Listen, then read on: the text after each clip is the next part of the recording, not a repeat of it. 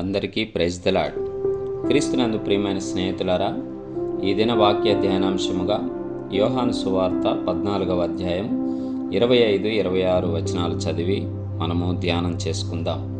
యోహాను సువార్త 14వ అధ్యాయం 25-26 వచనాలు. నేను మీ యొద్ద ఉండగానే ఈ మాటలు మీతో చెప్పితిని.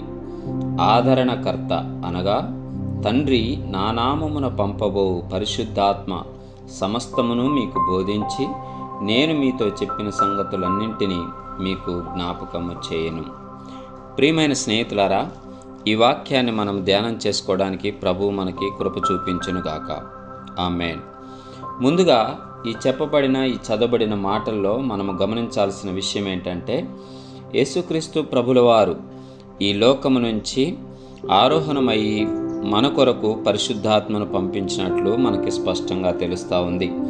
అందుకే ఆయన అంటా ఉన్నారు, ఆదరణకర్త అనగా తండ్రి నా నామమున పంపబో పరిశుద్ధాత్మ సమస్తము మీకు బోధించును. ఈ వాక్యం మనం ధ్యానం చేసినట్లయితే ప్రియమైన స్నేహితులారా, యేసుక్రీస్తు ప్రభువారు మన యొద్ద నుంచి వెళ్ళిన తరువాత ఆయన మన కొరకు మనలో ఉండడానికి, మనతో ఉండడానికి పరిశుద్ధాత్మను పంపినట్లుగా మనకి స్పష్టంగా తెలుస్తూ ఉంది. ఆ విషయాన్నే ఆయన అపోస్తలులతో కూడా స్పష్టంగా తెలియచేశారు. మీరు వెళ్ళి యెరూషలేములోనే ఉండి అక్కడే నేను పంపబో ఆత్మ కొరకు కనిపెట్టుకొని ఉండండి అని వాక్యం సెలవిస్తూ ఉంది. కాబట్టి ఆ రీతిగా శిష్యులు ఆ దినాలలో మరి ఆ మేడగదిలో ప్రార్థన చేస్తూ పరిశుద్ధాత్మ కొరకు కనిపెట్టినప్పుడు వారు ఆ ఆత్మను పొందుకున్నట్లు మనం గమనిస్తాం. కేవలం వారు మాత్రమే కాదు, ప్రభు కృపను పొందుకున్న మన అందరము కూడా, ఆయన నామమందు విశ్వాసం ఉంచిన ప్రతి ఒక్కరు కూడా పరిశుద్ధాత్మను పొందుకోగలరు.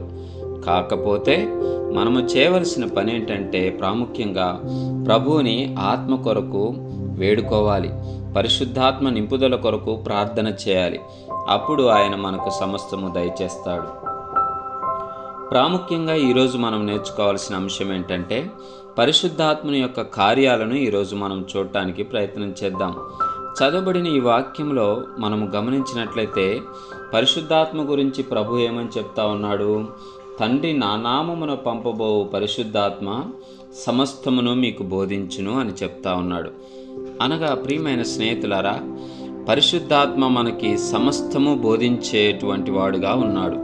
పరిశుద్ధాత్మని మనం ఎప్పుడైతే పొందుకుంటామో ఆయనే మనకి సమస్తము బోధిస్తారు. అనగా మనము ఏమి తినాలో, ఏమి తాగాలో, ఎలా నడుచుకోవాలో, ఎలాగ మన జీవితాన్ని ముందుకు నడిపించుకోవాలో సమస్తము పరిశుద్ధాత్ముడు మనకు బోధిస్తాడు. వాక్య భాగాల్లోనూ పరిశుద్ధ గ్రంథంలోనూ అనేక చోట్ల మనం చూడగలం. ఆత్మ నడిపింపుతో గొప్ప గొప్ప దైవజనులు అద్భుత కార్యాలు చూశారు. ఆత్మ నడిపింపుతో గొప్ప గొప్ప దైవజనులు వారి ద్వారా అద్భుత కార్యాలు జరిగించారు.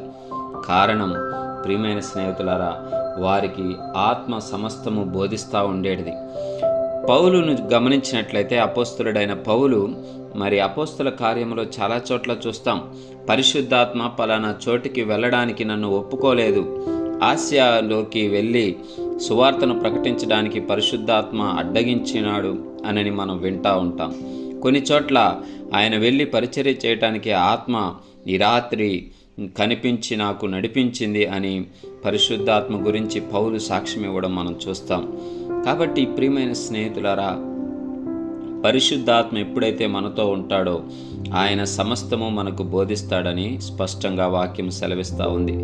ఒకవేళ మనము ఏ మార్గం వైపు వెళ్ళాలో, ఎలాంటి డెసిషన్ తీసుకోవాలో తెలియని అయోమయ పరిస్థితుల్లో ఉంటే మనము చేయాల్సిన ఒకే ఒక్క ప్రాముఖ్యమైన పని ఆత్మ నింపుదల కోసం ప్రార్థన చేయాలి, పరిశుద్ధాత్మ కోసం ప్రార్థన చేయాలి.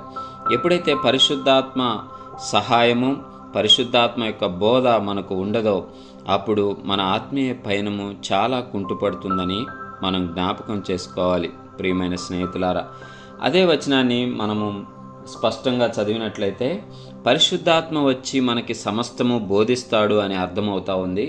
రెండవదిగా ఏంటంటే, నేను మీతో చెప్పిన సంగతులన్నింటినీ మీకు జ్ఞాపకము చేయును అని సాక్షాత్తు ప్రభువారు పరిశుద్ధాత్మ గురించి చెప్తూ ఉన్నారు.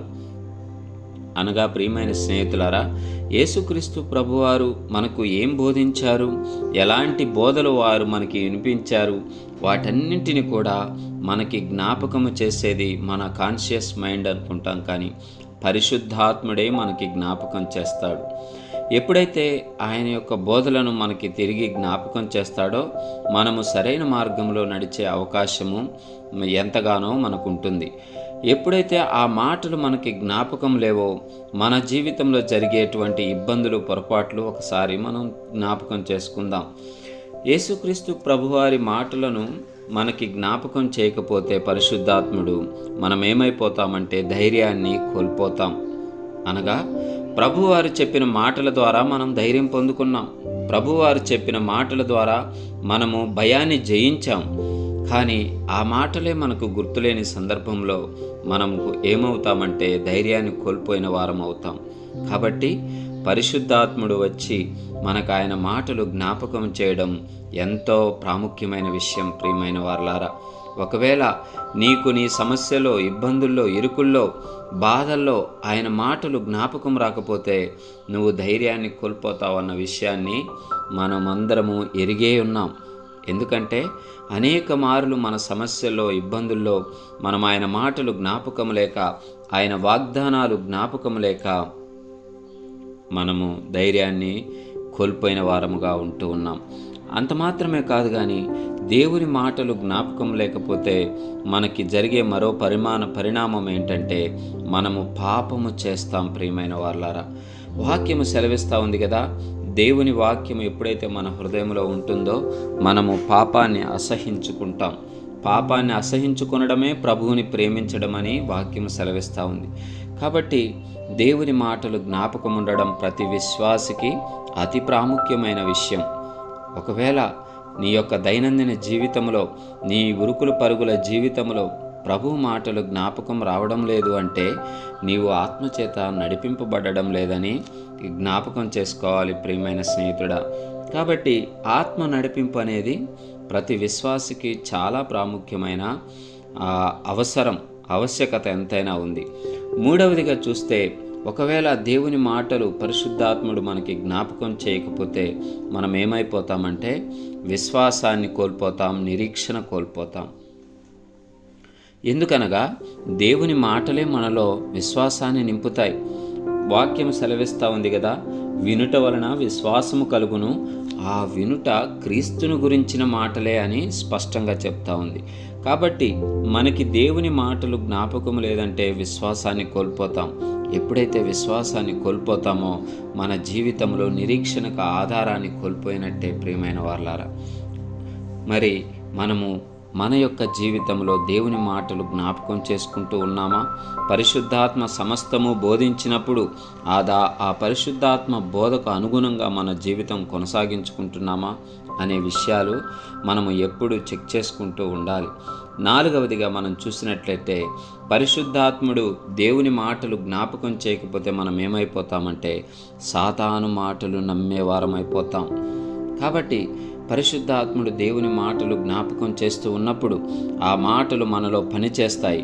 ఆ జీవపు మాటలు, శక్తిగల మాటలు మన హృదయంలో పనిచేస్తాయి. కాబట్టి సాతాను మాటలు నమ్మము. ఎప్పుడైతే ఆ మాటలు మన హృదయంలో పనిచేయకుండా మానివేస్తాయో అప్పుడు సాతాను మాటలు నమ్ముతాం, పాపపు జీవితాన్ని జీవించడానికి ఇష్టపడతాం. మరి మనలో ఎంత మాత్రమును కూడా దేవుని మాటలు ఉండవు, దేవుని శక్తి ఉండదు, పరిశుద్ధాత్మ నడిపింపు ఉండదు. కాబట్టి మనము పాపములకు నడుస్తాము, సాతాను మాటలు నమ్ముతాము, నిత్య నరకాగ్నికి జోగువారముగా తయారవుతాం. ప్రియమైన స్నేహితులారా, ఈ మాటలు శ్రద్ధగా ఆలకించి జ్ఞాపకం చేసుకుంటే మనము పరిశుద్ధాత్మ మన యొద్దకు వచ్చినప్పుడు సమస్తము పరిశుద్ధాత్మ బోధిస్తాడని తెలుసుకోవచ్చు. రెండవది, యేసుక్రీస్తు ప్రభువారు చెప్పిన ప్రతి మాట, ప్రతి సంగతి కూడా పరిశుద్ధాత్ముడే మనకి జ్ఞాపకం చేస్తాడు. అలా జ్ఞాపకం చేసినప్పుడు మనం ధైర్యాన్ని తెచ్చుకుంటాం, పాపాన్ని జయిస్తాం. మూడవది, విశ్వాసము, నిరీక్షణ కలిగి ఉంటాం. సాతాను మాటలు నమ్మకుండా జయ జీవితాన్ని జీవించగలుగుతాం. అంత మాత్రమే కాదు కానీ 5వ విషయం ఏంటంటే, దేవుని మాటలు పరిశుద్ధాత్ముడు ఎప్పుడైతే జ్ఞాపకం చేస్తాడో మనము నిత్య జీవాన్ని పొందుకుంటాం. ఆయన మాటలే జీవము గల మాటలని నమ్ముతాం. ఇవన్నీ జరగాలంటే ప్రియమైన స్నేహితులారా, పరిశుద్ధాత్ముడు మనలోకి రావాలి, మనతో ఉండాలి, ఆయన మాటలు మనకి జ్ఞాపకం చేయాలి. మరి ఇవన్నీ జరగాలంటే మనం చేయాల్సిన పని ఒకటి ఉంది. అదేమనగా, మనము ఎల్లవేళలా ప్రభువునందు ప్రార్థనలో అడగవలసిన మాట ఏంటంటే, తండ్రి, నీ ఆత్మను నా యొద్దకు పంపించు, నాలోనికి రప్పించు, నీ ఆత్మ నడిపింపు నాకు దయచేయమని ప్రభువుని వేడుకోవాలి. ఆ దినాల్లో అపోస్తలులతో ప్రభు చెప్పి వెళ్ళిన మాట అదే. మీరు నేను పంపించు ఆదరణకర్త కొరకు ఎదురు చూస్తూ ఉండండి. అప్పటి వరకు మీరు ఆత్మను పొందుకునేంత వరకు ఎటూ వెళ్ళవద్దని ఖండితముగా చెప్పారు. శిష్యులు కూడా అది తూచ తప్పకుండా పాటించి ప్రార్థనలో నిలిచి ఉండి ఆత్మను పొందుకొని అద్భుత కార్యాలు చేశారు.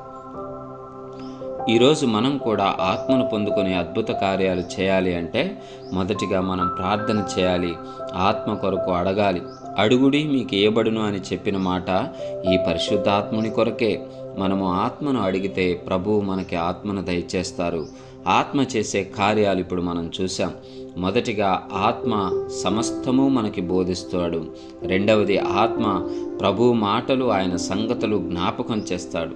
ఎప్పుడైతే ఆ మాటలు, ఆ యొక్క ప్రభు యొక్క సంగతులు మనకి జ్ఞాపకం చేశాడో అప్పుడు మన జీవితంలో ధైర్యాన్ని కలిగి ఉంటాం, పాపాన్ని జయిస్తాం, విశ్వాసము నిరీక్షణ కోల్పోకుండా నిరీక్షణ కలిగి ఉంటాము, సాతాను మాటలు నమ్మకుండా నిత్య జీవం వైపు అడుగులు వేస్తాము. చివరిగా ఆయన మాటల్లోనే జీవం ఉంది కాబట్టి నిత్య జీవాన్ని పొందుకుంటాం.